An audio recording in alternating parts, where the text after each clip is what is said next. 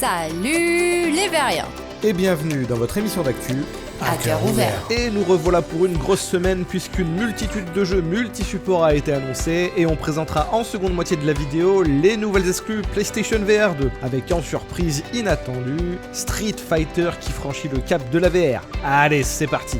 On commencera par Journey to Foundation. Basé sur la série de science-fiction Foundation d'Isaac Asimov, le titre vous propose un shooter d'action-aventure à travers la galaxie. Vous embarquerez dans une mission clandestine en tant qu'agent Guard, un espion envoyé aux confins de l'Empire galactique pour infiltrer un groupe de déserteurs. Vous découvrirez alors une terrible vérité qui pourrait changer le cours de l'histoire. Il faudra alors choisir de se battre pour un empire ou rejoindre la Fondation et l'aider à construire un nouveau berceau pour l'humanité. Ce titre très prometteur est prévu sur PSVR 2, Quest 2 et Pico 4 cette année.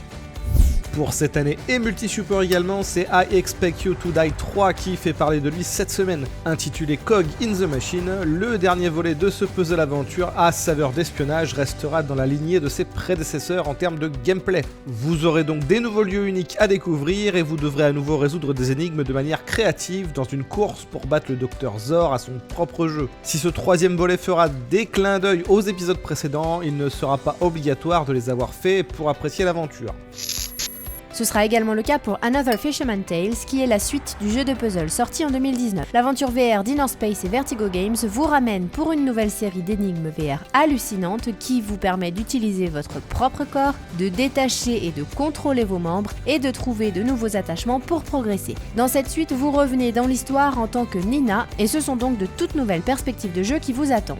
Le premier volet nous avait grandement séduit avec ses nombreuses animations et une qualité de narration rappelant souvent du Pixar. Ce second volet a déjà l'air de posséder autant de qualité et on a hâte de jouer la fille de Bob.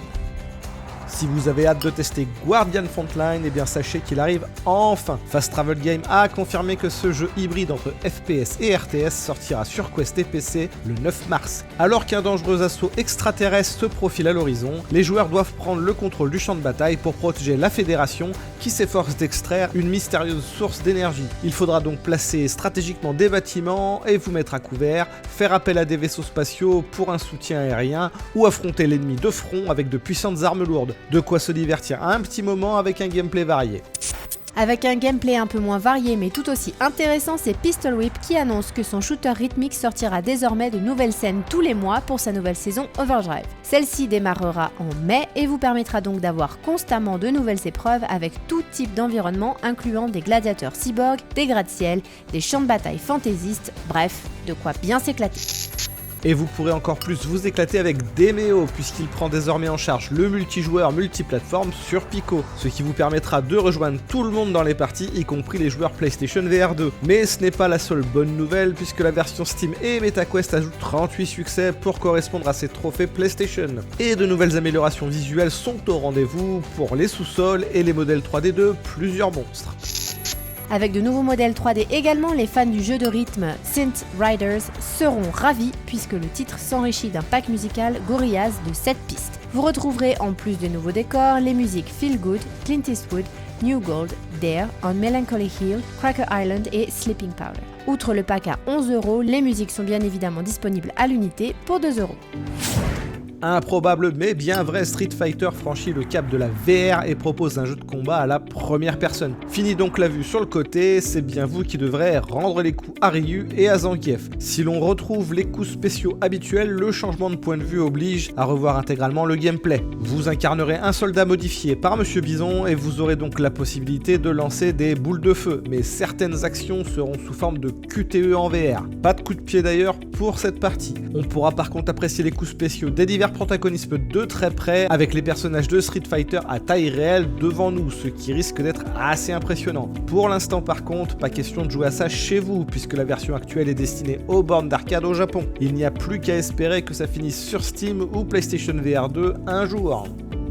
Et on continuera avec le PlayStation VR 2 puisque N-Dream vient de présenter son tout nouveau projet. Nommé Synapse, c'est un first-person shooter mélangeant pouvoir télékinétique et armes de poing. Dans des décors en noir et blanc, il faudra donc dézinguer des ennemis à tout va, tout en couleur. Un jeu qui a l'air assez punchy et qui risque surtout d'être assez fun par le fait de pouvoir balloter les ennemis dans tous les sens, un peu à la Star Wars. Outre le fait de déplacer des éléments, vous pourrez de surcroît arrêter et repousser des grenades à l'aide de la force. Synapse est prévu pour cette année sans date de sortie plus précise. Pas de date de sortie précise non plus, mais Resident Evil 4 va bientôt faire l'objet d'un remake pour PS5. Et bien que Capcom n'ait pas précisé qu'il apporterait un support complet du PlayStation VR 2 lors de son annonce en juin dernier, le développeur affirme aujourd'hui que son mode VR est en cours de réalisation et qu'il sera proposé en DLC gratuit. Donc si vous êtes fan de VR et fan de Resident Evil, vous allez véritablement être comblé sur PlayStation VR 2, sachant que les jeux d'horreur en VR, c'est ultra immersif. Âme sensible, s'abstenir.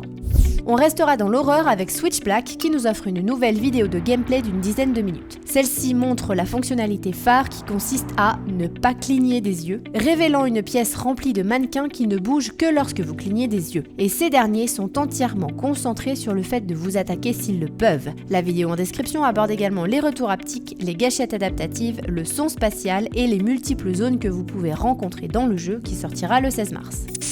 Dans un registre complètement différent, c'est Meta qui présente la prochaine version d'interaction de son SDK. Celle-ci ajoute des gestes et une visualisation pour la téléportation et la rotation instantanée lors de l'utilisation du suivi des mains sans contrôleur. Ce SDK permet donc de généraliser des actions de haute qualité à tous les jeux sans que les développeurs aient besoin de systématiquement réinventer la roue eux-mêmes. On pourra donc désormais se déplacer facilement dans l'environnement VR sans utiliser de manette, ce qui permettra de diversifier les possibilités pour ce type de jeu et c'est une excellente nouvelle. Allez, il est l'heure de la question. Comme chaque semaine, on retient une question dans les commentaires pour l'émission suivante et cette fois c'est Zozcran qui demande s'il y a actuellement des casques VR OLED.